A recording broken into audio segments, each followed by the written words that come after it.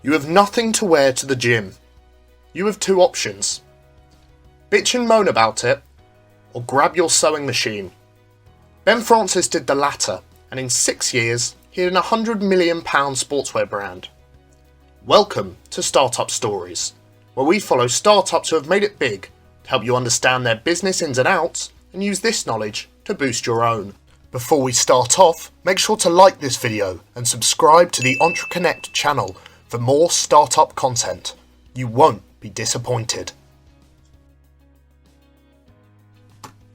We start in 2012, where a 19-year-old benfrancis, student at Aston University in Birmingham and part-time pizza delivery man, couldn't find anything he wanted to wear to the gym. He had already set up 2 fitness apps and had a website under the GymShark name selling health supplements. The profit margins weren't quite there, so Ben decided to take his problem and solve it. If you want a job done, do it yourself. Spending whatever he had left in the bank on a sewing machine and a screen printer, he got to work with his friends and his brother. Vests and t-shirts were on the menu. Using the sewing skills he learned from his grandmother, they were rightly served. Was there any plan for growth or pricing? Of course not. He just made what he wanted to wear.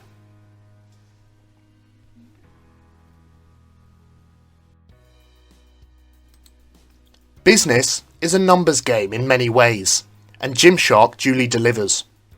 Ben quit his job and dropped out of uni when the company had made £250,000.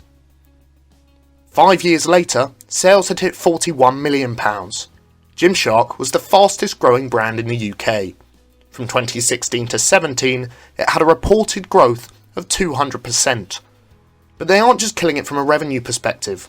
On Instagram, GymShark Women has 2.6 million followers, and their main brand account has 4.1 million followers. The online world and real world want this brand badly. Benfrancis even has his own YouTube channel, showing how he takes his social media marketing game to the next level.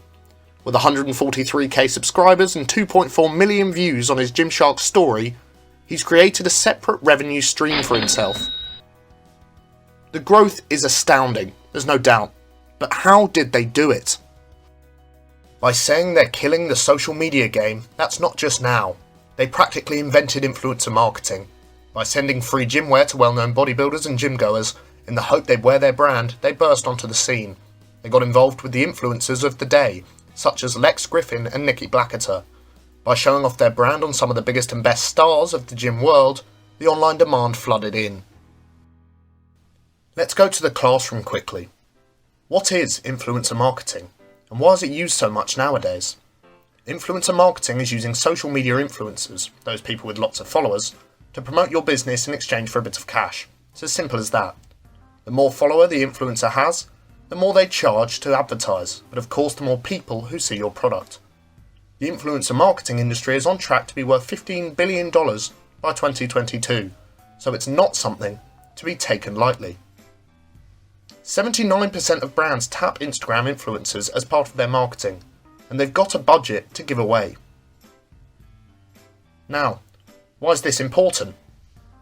It's not only a phenomenal way to get your brand out there, it can also be a way to add to your revenue stream. Firstly, by using your business as the basis for an account on any social media site, you can attract your target audience who can keep updated with you as often as you like.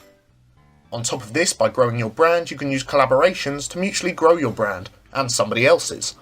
As social media continues to flourish, influencer marketing will continue to grow. Let's wait and see how this works for TikTok. Back to GymShark, and to the moment it all became real for them. When GymShark attended Body Power in 2013, it was their first taste of their community.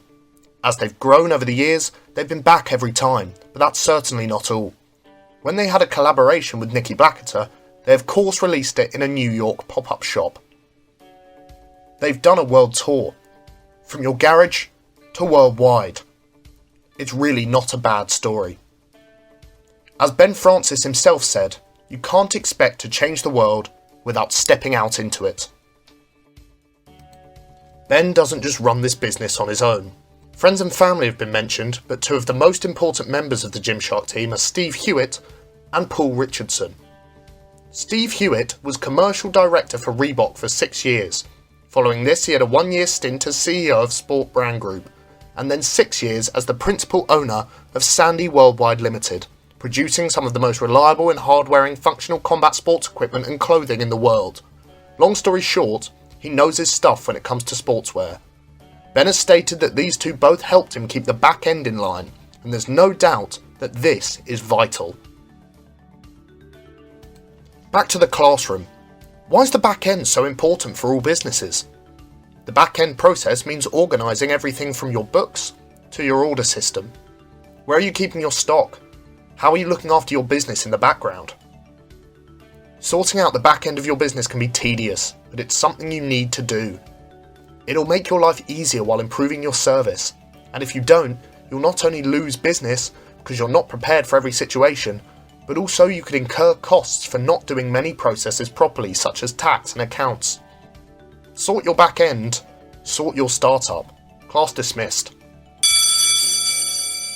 So, let's look at what you should be using for your business, courtesy of GymShark. Firstly, use social media to contact your target market. It's the best way to keep your customers updated. Secondly, give an insight into your back end. No, not that. People want to know what you're doing, and it can create a new revenue stream. If you don't understand something, find someone who does, just like benfrancis did with Steve Hewitt. Using other people's experience is an entrepreneurial strength, not a weakness. Influencer marketing can be your friend if you do it right.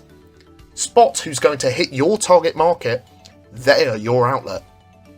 Finally, benfrancis' own tip: always trust your gut. Thank you for watching Startup Stories. If you enjoyed this video, like and subscribe to our channel. For more business and startup-based content, check out our other videos and our blog using the link to our website in the description. Stay safe, stay on it, and keep thriving.